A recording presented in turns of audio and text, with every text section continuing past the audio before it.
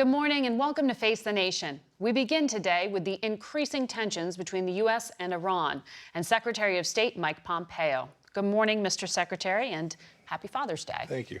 Good morning.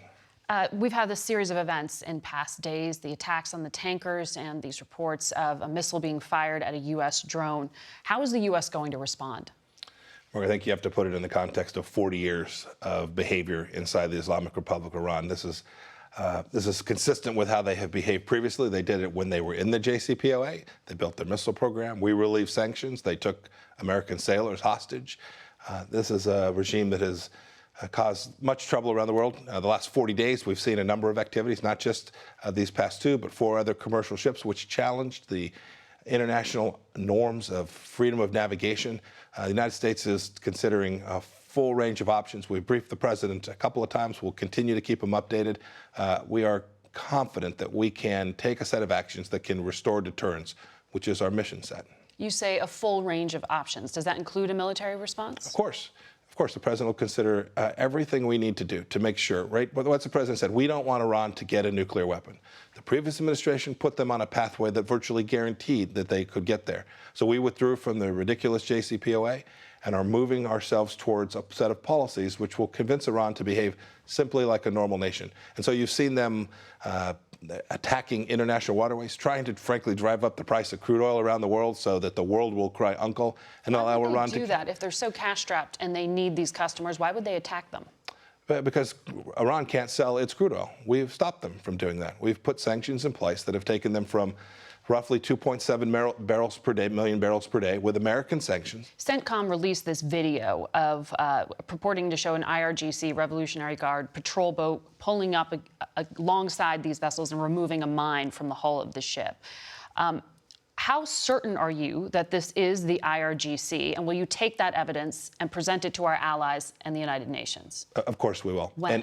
And we don't just purport. That's what that video is. This was taken from an American camera. This is the stuff. This is the real data. Yes, we've shared it with allies already. You've had the chance to see it. I made a bunch of phone calls yesterday. I'll make a whole bunch more calls today. The world needs to unite against this threat from the Islamic Republic of Iran. And is the IRGC yes, Margaret, definitely the Revolutionary Guard Corps? It is. And Margaret, I'll remind you too. China gets over 80% of its crude oil transiting through the Strait of Hormuz. South Korea, Japan, these nations are incredibly dependent on these resources. We're prepared to do our part. We always defend freedom of navigation. We are going to work to build out a set of countries that have deep vested interest in keeping that strait open to help us do that. So when you talk about military response, you're talking about that, keeping the waterways open. You are not at this point talking about a strike on Iran. Oh, goodness. President Trump has said very clearly he doesn't want to go to war. At the same time, we've made very clear that do you have the legal authorization for a strike on Iran? We always have the authorization to defend American interests. Remember, they now have attacked U.S. aircraft. On June 6th, there was a missile fired from Yemen that we assess had Iranian assistance that took down an MQ-9 aircraft. These are attacks on fundamental international norms and now on American interests, and we always have the right to defend our country. But I ask you because there are questions about whether the existing authorization for use of military force, the AUMF, would actually include a strike on Iran. Sure. Are you confident that you could go and not have to ask Congress for permission to take action? Morgan, I don't want to get into hypotheticals, but the American people should be very confident the actions that the United States takes under President Trump will always be lawful, always consistent with our Constitution, and we will always do the hard task it takes to protect American interests wherever they are. But do you need Congress's permission? To do what, Margaret? I mean, I don't know how to answer the question in the abstract. Permission. Well, you said a range of options are being looked at. Yes, so. Every option we look at will be fully lawful.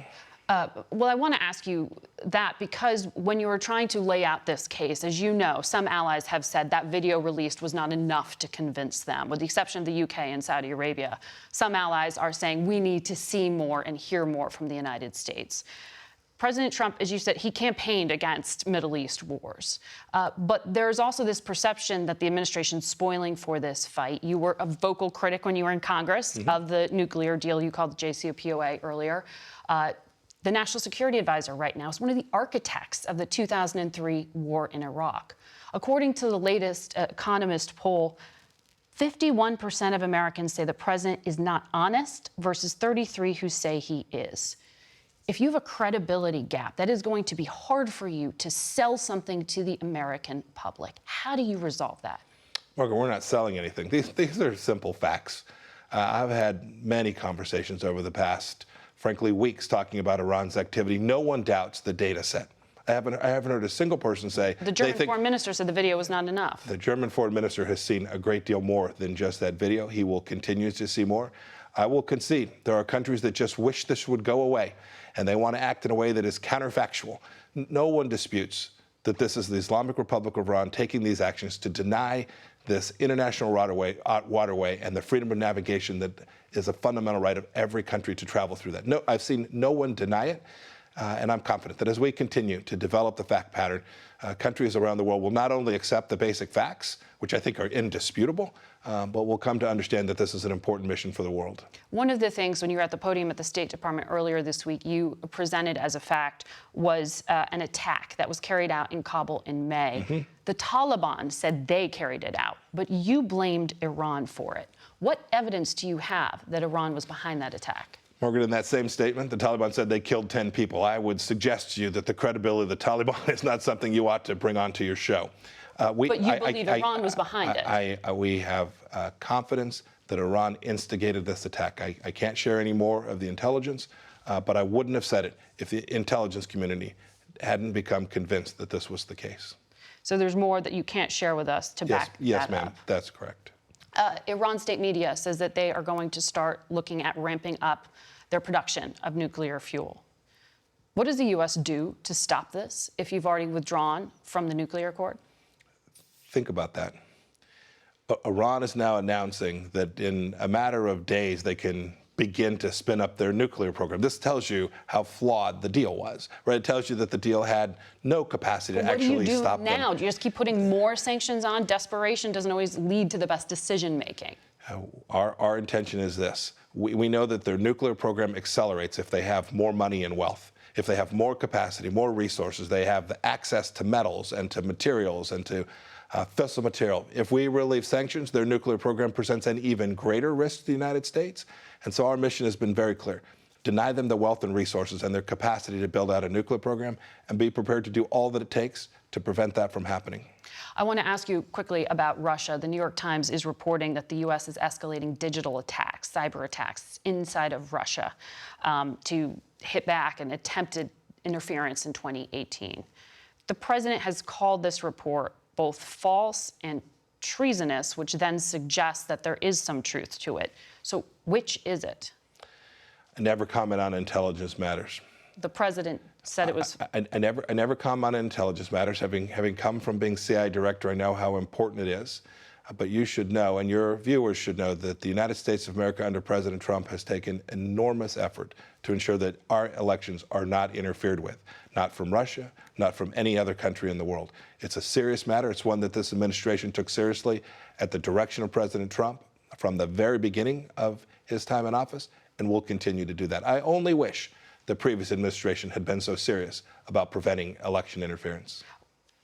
It's interesting that we are sharpening this point because it's the same week when we heard from the president, as you know, who told an interviewer on ABC earlier this week that he would first listen to a foreign government if they tried to offer him dirt on an opponent and then make a decision as to whether or not to inform the FBI. As the former CIA director, as someone who talks every day to foreign governments, what would you advise the president to do?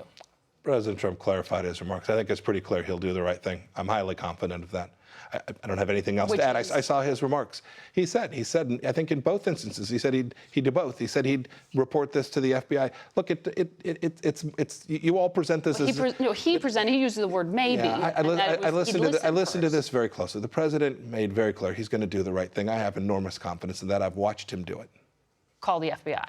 I've watched him do the right thing every time we've had an important national security decision to be made. He's evaluated options and made very good choices about how to proceed. Mr. Secretary, thank you for your time. Margaret, thank you.